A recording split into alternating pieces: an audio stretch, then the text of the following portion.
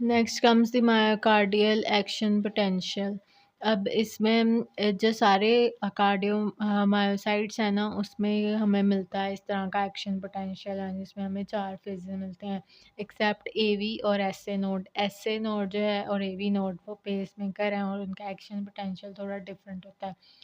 उसमें फ़ेज़ 0 और 3, 4 फ़ेज़ होते हैं, उसमें 1 और 2 फ़ेज़ नहीं होते। सबसे पहले अगर हम सारे मायोसाइट्स का देखें एक्शन पोटेंशियल कैसे होता है। सबसे पहले होता है फ़ेज़ 0, यानी कि नॉर्मल रेस्टिंग पोटेंशियल है इसका -85 मिली वोल्ट, ठीक है। जब फ़ेज़ 0 में क्या होगा कि रैपिडली जो सोडियम चैनल्स हैं ना वो ओपन हो जाएंगे, ठीक है। सोडियम अंदर आएगा और डीपोलराइजेशन होगी। डीपोलराइजेशन की वजह से हमें रैपिड एक अपस्ट्रोक मिलेगा, ये है फ़ेज़ 0। उसके बाद फ़ेज़ 1 में क्या होगा कि जो सोडियम चैनल्स हैं वो इनएक्टिवेट हो जाएंगे और पोटाशियम चैनल्स ओपन हो जाएंगे। पोटाशियम चैनल्स जब ओपन होंगे तो पोटाशियम बाहर जाना शुरू हो जाएगा और हमें जो है वो ट्रांजिएंट रीपोलराइजेशन मिलेगी इन फ़ेज़ 1, ठीक है। उसके बाद फ़ेज़ 2 में क्या होता है, ये प्लेट्यू फेज़ है ये वाला, ठीक है। इसमें अब 2 चीज़ें हो रही हैं, एक तो कैल्शियम चैनल्स जो हैं उनका इन्फ्लक्स होगा जो कि स्लो चैनल्स होते हैं, ठीक है। Through the voltage gates calcium channel वो अंदर आएंगे। उसके अलावा साथ साथ पोटाशियम का इफ्लक्स हो रहा होगा, ठीक है। तो अब जब कैल्शियम अंदर आएगा तो वो कैल्शियम की रिलीज़ कराएगा फ्रॉम दी सार्कोप्लाज्मिक रेटिकुलम, ठीक है, जिसकी वजह से मायोसाइट्स कॉन्ट्रैक्ट करेंगे। उसके बाद फ़ेज़ 3 में क्या होता है, रैपिड रिपोलराइजेशन होती है, यानी कि ज़्यादा से ज़्यादा पोटाशियम चैनल्स जो हैं वो through voltage gated potassium channels के थ्रू वो बाहर जाते हैं और कैल्शियम चैनल इसमें अब क्लोज हो जाते हैं, तो रैपिड रिपोलराइजेशन हो जाएगी। उसके बाद फ़ेज़ 4 में क्या होता है कि रेस्टिंग पोटेंशियल आ जाता है, यानी कि हाई पोटाशियम परमेबिलिटी होती है थ्रू दी पोटाशियम चैनल्स। अब in contrast to the skeletal muscles, इसमें जो है वो एक प्लेट्यू फेज़ आता है due to calcium influx and potassium influx. इसके अलावा इसकी कंडक्शन के लिए हमें कैल्शियम चाहिए होती है, ठीक है, जो कि बाहर से आकर इसको इंड्यूस करती है कैल्शियम की रिलीज़ को फ्रॉम सार्कोप्लाज्मिक रेटिकुलम। इसके अलावा एक दूसरे से कपल्ड होते हैं वाया गैप जंक्शंस। अगर हम पेसमेकर का एक्शन पोटेंशियल देखें जो कि एसए और एवी नोड में होता है, अब इसमें जो है सबसे पहले ज़ीरो फेज़ अगर हम ये वाला देखें, ज़ीरो फेज़ में अप स्ट्रोक होता है। अब इसमें जो है वो ओपन होते हैं स्लो कैल्शियम चैनल्स, जो वोल्टेज गेटेड कैल्शियम चैनल्स होते हैं एल टाइप, ठीक है। अब इसमें जो सोडियम चैनल्स हैं वो ओपन नहीं होते, वो परमानेंटली इनएक्टिव होते हैं क्योंकि ये लेस नेगेटिव रेस्टिंग पोटेंशियल होता है। वहाँ पे -85 था और यहाँ पर -60 है, जिसकी वजह से सोडियम तो ओपन नहीं होता लेकिन जो कैल्शियम है वो ओपन हो जाते हैं। अब इसमें स्लो कंडक्शन वेलोसिटी होती है जिसकी वजह से एवी नोड जो है वो कंडक्शन करता है, यानी कि एट्रिया टू दी वेंट्रिकल्स, ठीक है।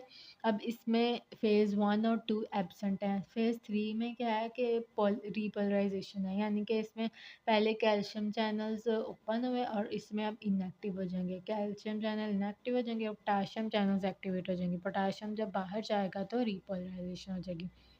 उसके बाद फ़ेज़ 4 में क्या होगा, अब फ़ेज़ 4 में पहले जो है वो डायस्ट्रली डीपोलराइजेशन होगी due to funny current. Funny current में क्या होता है कि जो सोडियम पोटाशियम और कैल्शियम तीनों चैनल्स इन्वॉल्व होते हैं, ठीक है। इसलिए इसमें सबसे पहले क्या होता है कि सोडियम अंदर आएगा, पोटाशियम बाहर जाएगा, ठीक है। सोडियम अंदर आ रहा होगा और पोटाशियम बाहर जा रहा होगा, different from the sodium in the phase 0। इसकी वजह से जो है वो हार्ट की ऑटोमेटिसिटी होती है, यानी एसए और एवी नोड की। अब इसकी जो स्लोप है ना वही डिटरमिन करती है फ़ेज़ 4 की जो हार्ट रेट को, ठीक है।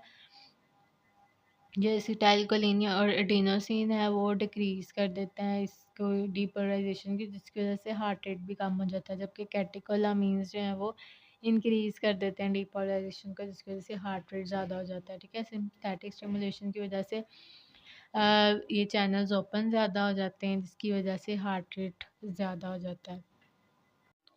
नेक्स्ट टर्म से इलेक्ट्रोकार्डियोग्राम। सबसे पहले कंडक्शन पाथवे का बताया हुआ है। SA नोड से जाएगा एट्रिया में, फिर AV नोड, उसके बाद बंडल ऑफ हिज, फिर राइट और लेफ्ट बंडल ब्रांचेस, फिर परकिंजे फाइबर्स और फिर वेंट्रिकल्स। और जो लेफ्ट बंडल ब्रांच है वो डिवाइड होता है into left anterior and posterior fascicles. अब इनकी लोकेशन पता होनी चाहिए। SA नोड होता है in the upper part of crista terminalis, जहाँ सुपीरियर वेना कैवा की ओपनिंग होती है, and it is the pacemaker. और जो AV नोड है वो इंटरएट्रियल सेप्टम में होता है, जहाँ पे क्रोनरी साइनस का ओरिफिस होता है, और इसकी जो ब्लड सप्लाई आती है राइट क्रोनरी आर्टरी से। उसके बाद पेस मेकर का रेट है सबसे ज़्यादा SA नोड का होगा, उसके बाद AV नोड, और उसके बाद फिर बंडल ऑफ हिज पर कंजे और फिर वेंट्रिकल्स। अगर स्पीड ऑफ कंडक्शन को देखें तो सबसे ज़्यादा होगी हिज पर कंजे की, उसके बाद एट्रिया की, फिर वेंट्रिकल्स की और फिर AV नोड की। अगर ECG देखें उसमें P वेव रिप्रेजेंट करती है एट्रियल डीपोलराइजेशन। उसके बाद PR इंटरवल जो है वो उसमें आ जाएगा time from the start of atrial depolarization to start of ventricular depolarization. उसके बाद QRS complex means ventricular depolarization, फिर QT इंटरवल, इसमें वेंट्रिकुलर डीपोलराइजेशन भी आएगी, ventricle mechanical contraction of ventricles, और उसके अलावा वेंट्रिकुलर रिपोलराइजेशन भी आएगी। T वेव में वेंट्रिकुलर रिपोलराइजेशन, और अगर इसकी इन्वर्जन हो तो इसका मतलब होता है इस्कीमिया है या फिर रीसेंट MI। उसके बाद J पॉइंट है जो कि जंक्शन होता है end of the QRS complex and start of the ST segment. और फिर U वेव जो कि प्रोमिनेंट होता है हाइपोकैलिमिया में, ये भी MCQ है। Next comes the ANP and BNP, atrial natriuretic peptide and B-type brain natriuretic peptide। अब जो ANP है वो एट्रियल मायोसाइट से रिलीज होता है, और BNP from the ventricular myocytes. जब ब्लड प्रेशर ज़्यादा होगा, ब्लड वॉल्यूम ज़्यादा होगा, एट्रिया में प्रेशर ज़्यादा होगा, तब ये रिलीज़ होगा। फिर ये एक्ट करेगा via cyclic GMP pathway, vasodilation करवाएगा, सोडियम की एब्जॉर्प्शन काम करवा देगा, एफरेंट आर्टिकल्स को डायलीट कर देगा, इफरेंट को कंस्ट्रिक्ट कर देगा, जिसकी वजह से डायूरेसिस होगी। और इसके अलावा ये एल्डोस्टेरोन एस्केप मैकेनिज्म में भी कंट्रीब्यूट करवाता है। अगर BNP देखें, वेंट्रिकुलर मायोसाइट से रिलीज होगा in response to increase tension, similar to ANP ही वर्क करेगा, लेकिन इसकी हाफ लाइफ ज़्यादा होती है, और इसको हम हार्ट फेलियर डायग्नोज करने के लिए भी यूज़ करते हैं। उसके बाद बेरो रिसेप्टर और कीमो रिसेप्टर्स, दो तरह के रिसेप्टर्स होते हैं। एक जो केमिकल चेंजेस को डिटेक्ट करते हैं कीमो रिसेप्टर्स, और एक प्रेशर चेंजेस को जो डिटेक्ट करते हैं बेरो रिसेप्टर्स, ठीक है। अब ये जो इन्होंने दिखाया हुआ है तो दो जगहों पर होते हैं, एओर्टिक आर्च और कैरोटिड साइनस पे, ठीक है। ये पेरिफेरल कीमो रिसेप्टर्स हैं, ये एओर्टिक आर्च पे एओर्टिक कीमो रिसेप्टर्स और बेरो रिसेप्टर्स, और उसके बाद ये कैरोटिड साइनस पे बेरो रिसेप्टर्स और कीमो रिसेप्टर्स। जो एओर्टिक आर्च पे होते हैं वो ट्रांसमिट करते हैं सिग्नल्स वाया वेगस नर्व से वो जाएंगे to the solitary nucleus of the medulla. और जो दूसरे हैं कैरोटिड वाले, ये जाएंगे via glossopharyngeal nerve to the solitary nucleus of the medulla. अब जो कीमो रिसेप्टर्स हैं वो दो तरह के होते हैं, एक पेरिफेरल होते हैं और एक सेंट्रल होते हैं। पेरिफेरल जो हमने यहाँ पर देखे एओर्टिक और कैरोटिड बॉडीज़ पर होते हैं, और ये स्टिमुलेट होते हैं via changes in the partial pressure of carbon dioxide pH and partial pressure of oxygen. यानी जब कार्बन डाइऑक्साइड का पार्शियल प्रेशर ज़्यादा होगा, ऑक्सीजन का कम होगा, less than 60 mm of mercury, और जब ब्लड की pH कम होगी तब ये स्टिमुलेट होंगे। जबकि जो सेंट्रल हैं जो कि ब्रेन स्टेम और मेडुला में होते हैं वो स्टिमुलेट होते हैं via changes in pH and carbon dioxide of the brain interstitial fluid, ठीक है। क्योंकि हाइड्रोजन आयन जो है वो क्रॉस नहीं कर पाते ब्लड ब्रेन बैरियर को, और ये डायरेक्टली ऑक्सीजन को भी रिस्पॉन्ड नहीं करते। और जो अगर ज़्यादा देर तक पार्शियल प्रेशर कार्बन डाइऑक्साइड ज़्यादा रहे, जैसे कि COPD में होता है, तब ये लेस रिस्पॉन्सिव हो जाते हैं, और फिर ये पेरिफेरल कीमोरिसेप्टर्स पर ही डिपेंड करते हैं ऑक्सीजन को डिटेक्ट करने के लिए। अगर बेरोसेप्टर्स देखें, बेरोसेप्टर्स में क्या होता है, सपोज हाइपोटेंशन हुई है, पार्शियल प्रेशर कम हो गया, स्ट्रेच कम होगा आर्टरीज में, उसकी वजह से क्या हो गया कि एफरेंट बेरोसेप्टर फायरिंग जो है वो कम हो जाएगी और इफरेंट सिंपैथेटिक फायरिंग ज़्यादा हो जाएगी, ठीक है। सिंपैथेटिक ज़्यादा हो जाएगी और पैरासिम्पैथेटिक कम हो जाएगी, जिसकी वजह से वेज़ोकंस्ट्रिक्शन होगी, यानी हाइपोटेंशन के रिस्पॉन्स में वेज़ोकंस्ट्रिक्शन होगी और जो हार्ट रेट ज़्यादा हो जाएगा, कॉन्ट्रैक्टिलिटी ज़्यादा हो जाएगी और बीपी भी ज़्यादा हो जाएगा, ठीक है। ये ज़्यादातर हमें हाइपोवोलेमिक शॉक में देखने को मिलती है। इसके अलावा एक टर्म होती है कैरोटिड मसाज। अगर कैरोटिड साइनस का प्रेशर ज़्यादा हो जाए तो उसमें क्या होता है कि एफरेंट बेरोसेप्टर फायरिंग ज़्यादा हो जाती है, ठीक है। एफरेंट जब ज़्यादा होगी तो उसकी वजह से एवी नोड रिफ्रैक्टिव पीरियड ज़्यादा होगा, हार्ट यानी उससे ऑपोजिट हो जाएगा, हार्ट रेट कम हो जाएगा, कार्डिक आउटपुट भी कम हो जाएगा, पेरिफेरल वेजो डायलेशन होगी और पेशेंट जो है वो सिंकपी में चला जाएगा।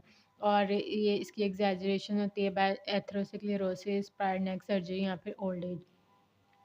अब ये एक कंपोनेंट होता है कुशिंग रिफ्लेक्स का। कुशिंग रिफ्लेक्स को हम कुशिंग रिस्पॉन्स या कुशिंग टाइटनिंग बोलते हैं। इसमें हमें 3 चीज़ें देखने को मिलती हैं। एक तो होती है हाइपरटेंशन, ब्रेडिकार्डिया और रेस्पिरेटरी डिप्रेशन। अब इसमें क्या होता है कि हमें इंट्राक्रैनियल प्रेशर के ज़्यादा होने के रिस्पॉन्स में मिलता है। एक नॉर्मल फिज़ियोलॉजिकल रिस्पॉन्स होता है बॉडी का, कि जब किसी भी वजह से हमारी ब्रेन का प्रेशर ज़्यादा हो जाता है तो वो क्या करता है कि आर्टेरियोल्स को कंस्ट्रिक्ट करेगा, सेरेब्रल इस्कीमिया होगा, पार्शियल प्रेशर कार्बन डाइऑक्साइड ज़्यादा होगा, पीएच कम होगी, सिंपैथेटिक सिस्टम एक्टिवेट होगा और वो हाइपरटेंशन करवा देगा।